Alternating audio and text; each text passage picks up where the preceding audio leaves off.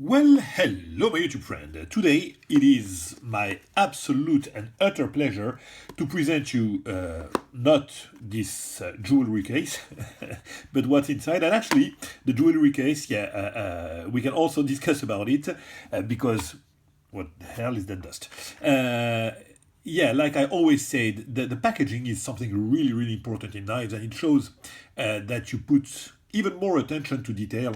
And having a box like that, which looks really like, a very expensive item, whatever it is, inside, it really looks like a jewelry box, because what we have here is a jewelry knife coming directly as a prototype from Master Brad Southard. Is that beautiful, beautiful piece. Yeah, let's call it jewelry, because that's what it is. I mean, the attention to detail is insane. I hope I'll have enough of those 15 minutes to show you the extreme precision in that knife, because basically that's what I think. I don't think, really, honestly, that there is any other, I'm going to try to be precise, any other tactical custom knife maker, I mean, in the tactical world, that makes knives with such an attention to detail, such precision, such perfection and refinement, mostly,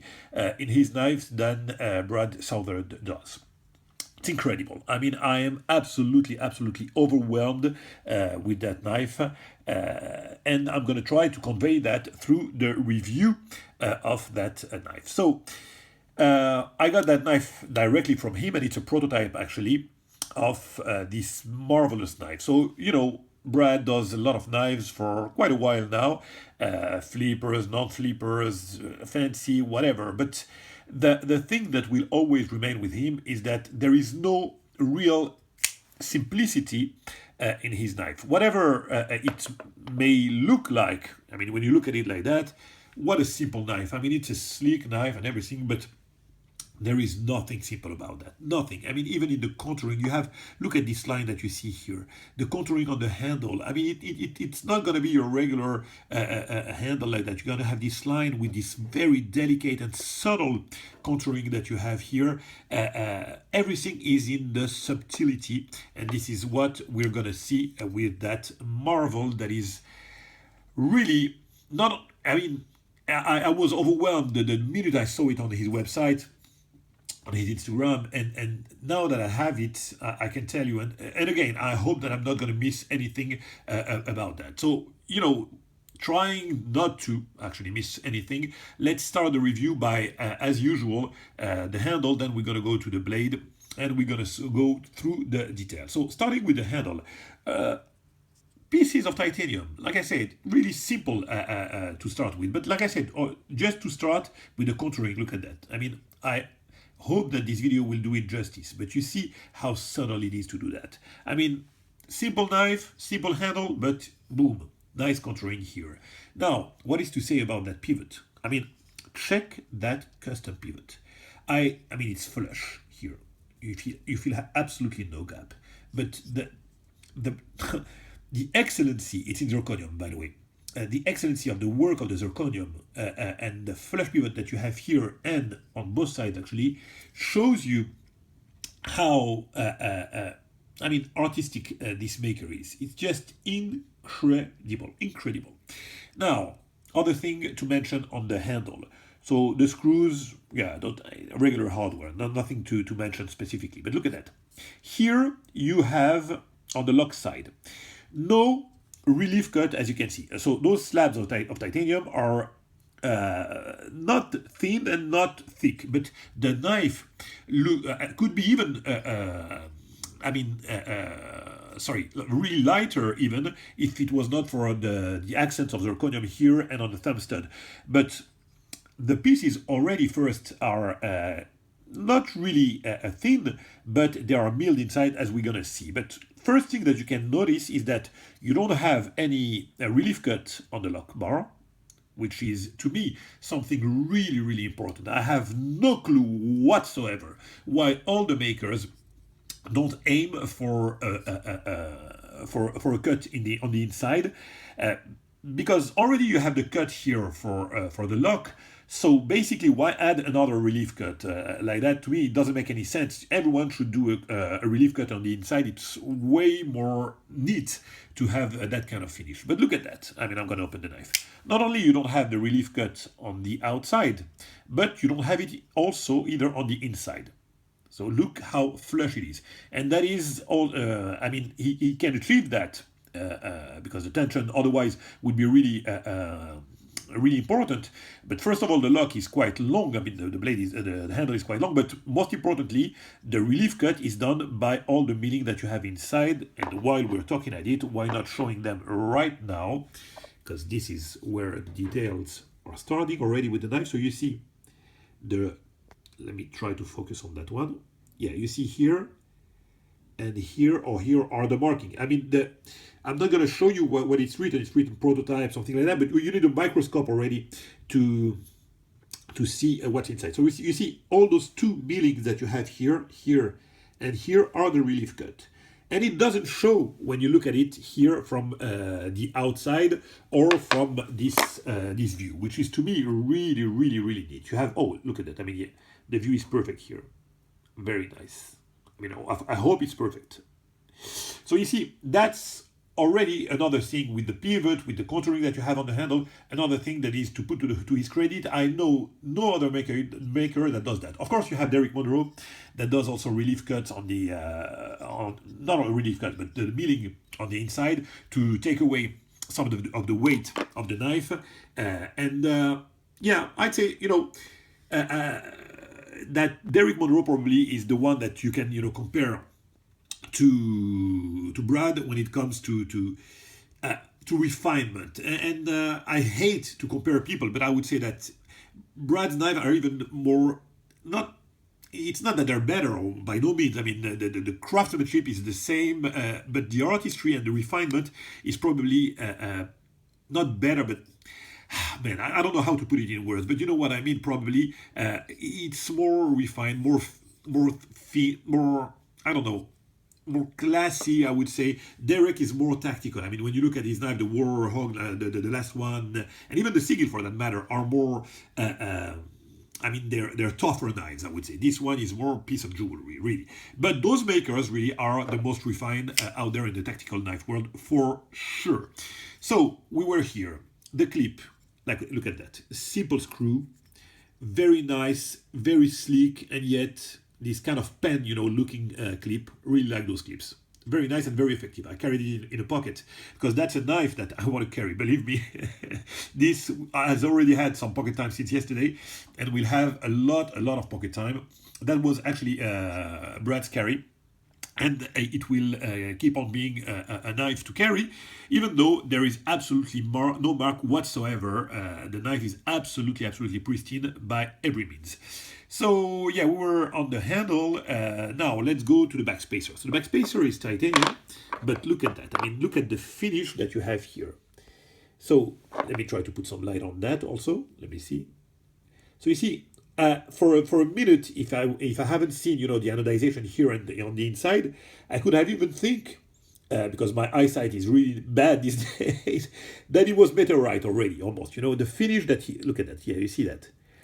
Oh, I would say like a kind of scratch pattern that looks really like meteorite, and the effect is just sublime with those parts that are not milled and here that are milled with this nice purple anodization that you have here, and also that you find the lines, I mean on the edges of the backspacer are, you can tell here, they're anodized in purple. So look at that. It gives such a nice look, such a nice aspect. It's incredible. And this backspacer is so well done. I mean, look at that. I mean, you have here the finish here, you have the anodization here. Look at the cut that he does here when the blade is closed. Sorry about that. Look at the aspect that you have some light here will show you better. You see, you have those cuts here on the part of the blade, which shows the perfect centering here of the blade. It's absolutely beautiful. Absolutely beautiful. So now, let's keep on with the review of the handle. Anything more to say on the handle? I think not. Yeah, on the inside of the backspacer also, the view is really beautiful. I'm going to try to show you that, because the time is running and we still have a lot of things to say probably on this knife. Let me see. I'm not going to show you that. It's not possible. Let me see. I'm sorry, I'm a mess. Okay, it's anodized purple. You'll have to believe me on that one. Maybe we'll have a better view later. So, the action now. The action on the knife is smooth, but it's not the smoothness that you get with the knife, you know, with the blade falling by their own weight. Don't expect that with that knife. And the detent is kind of strong for a thumb stud opening, so you have to flick that knife open. You can, of course, open it, you know, smoothly like that, no problem. But you have to break in a way the detent. So this knife is more a flicking action, and you have a double thumb stud in zirconium. So yeah, of course, for the middle opening, also it's really versatile. A lot of way to open that knife. Really, really nice to play with. And like I said, the action is. So the knife is on the washer, something that I haven't mentioned also. The tolerances are absolutely insane. And I'm going to try to show you that. Let me see.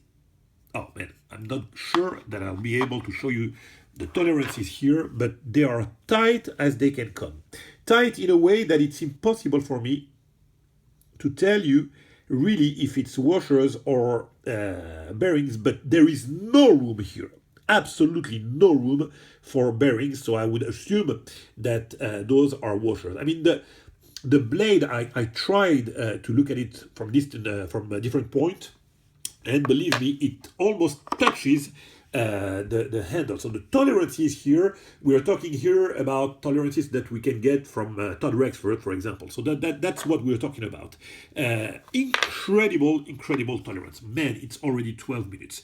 So yeah, absolutely phenomenal tolerances. Now, let's go with that blade. So yeah, to finish with the action. Like I said, the blade won't fall by its own weight, it's on washers, but look at that. I mean, you feel no noise.